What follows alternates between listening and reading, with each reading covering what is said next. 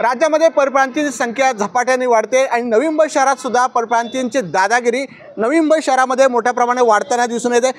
आता isakal.com आहे देशातील नंबर 1 ची मराठी न्यूज वेबसाईट। प्रत्येक अपडेटसाठी isakal.com ला नक्की भेट द्या।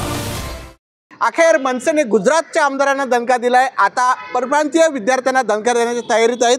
सर, तुम्ही डिसिप्लिनची भेट घेतली आहे, दादागिरी कुठेतरी थांबली गेली पाहिजे, मनसेशिवाय पर्याय नाही का? 100% मला वाटतं मराठीच्या मुद्द्यावरच महाराष्ट्र नवनिर्माण सेनेची स्थापना झालेली आहे। मराठी आणि महाराष्ट्र हाच आमचा अजेंडा कायम राहिलेला आहे। मग ते आमच्या ब्लूप्रिंटचा विषय असो, नाही तर सन्माननीय राज्यसभांनी सातत्याने भाषणामध्ये सांगितलं की जर तुम्ही भाषा म्हणून माझ्या मराठीला हात लावणार असाल तर मी अंगावर जाईल। याच पद्धतीने नवी मुंबईमध्ये कुठल्या तरी गुजरातच्या विधानसभेतला आमदार जडेजा नावाचा हा नवी मुंबई जनसंपर्क कार्यालय टाकतो आणि त्याची पाठी गुजरातीत करतो। दुकाने आस्थापनाचा कायदा आहे की पाठी मराठीत असायला हवी, मग कुठल्याही कार्यालयाची दुकानांची।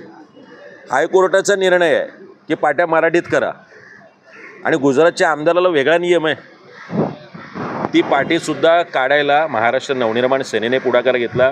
आमचे सगळे सहकारी सचिन कदम असतील, अमोल ऐवळे असतील, या सगळ्या मंडळींनी, तिथल्या स्थानिक आमच्या मंडळींनी हे केलं। आणि आज परत एकदा घटना होते की कुठल्या तरी महाविद्यालयामध्ये मराठी बोलणार नाही जा म्हणून एका आपल्या मराठी मुलाला अमराठी मुलांकडून मारहाण होते।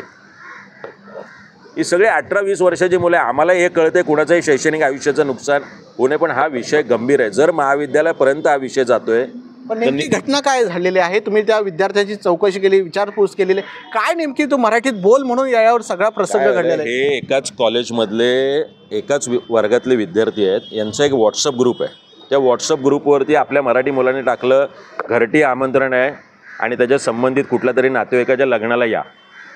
याच्यावरून हा विषय सुरू झाला। त्या अमराठी मुलाने नको त्या भाषेत त्याच्याशी बोलणं केलं, त्या ग्रुपवर मराठीत का टाकतो म्हणून। नंतर हे भांडण सुरुवातीला कॉलेजमध्ये झालं। कॉलेजच्या बाहेर त्या अमराठी मुलाने आपले 2-4 मित्र आणून हॉकी स्टिकने आपल्या मराठी मुलाला मारहाण केली। मुळात ही घटना सगळी अशी आहे, ज्यावेळी हे सगळं मीडियात आलं, पोलीस स्टेशनला गेलं, त्यावेळी आता त्या अमराठी मुलाला ज्यावेळी FIR झाली, अद्दल घडली, त्याच्यानंतर त्याला कळतं की नाही आता माझी चूक झाली। मला याच्यात मुळात फार जायचं नाही आहे, कारण हा कॉलेज स्तरावरचा विषय। जर आपल्या मराठी मुलालाही वाटतंय, आम्हालाही संवेदनशीलपणे वाटतं की त्या मुलाचं शैक्षणिक नुकसान होऊ नये जर तो अमराठी आहे, पण हे लोन कॉलेजपर्यंत कसं पोचलं? निशिकांत दुबेसारखे, अबू आझमीसारखे हे परप्रांतीय नेते हे बोलतात आणि याच्यातून एका समाजामध्ये मुजोरी जाते की आपण महाराष्ट्रात मराठी नाही बोललो तरी चालेल, महाराष्ट्राचा अभिमान बाळगला नाही तरी चालेल। एखादा पंजाबी माणूस असं करताना दिसत नाही हो, एखादा साऊथ इंडियन माणूस असं करताना दिसत नाही हो। एका विशिष्ट उत्तर प्रदेश बिहारमधलेच लोक जे इथे येतात आणि अशा पद्धतीने जर मारहाण होत असेल तर जशास तसं उत्तर मनसेकडून मिळेल। जसं तसं उत्तर जे आहे महाराष्ट्र नवनिर्माण सेनेकडून, अर्थात प्रवक्ते गजानन काळे यांनी जे नवी मुंबई शहरातले परप्रांतीय आहेत त्यांना इशारा देण्याचं काम मनसेकडून केलं आहे। कॅमेरामॅन अजित जाधवसह विकास मिरे, साम TV, नवी मुंबई।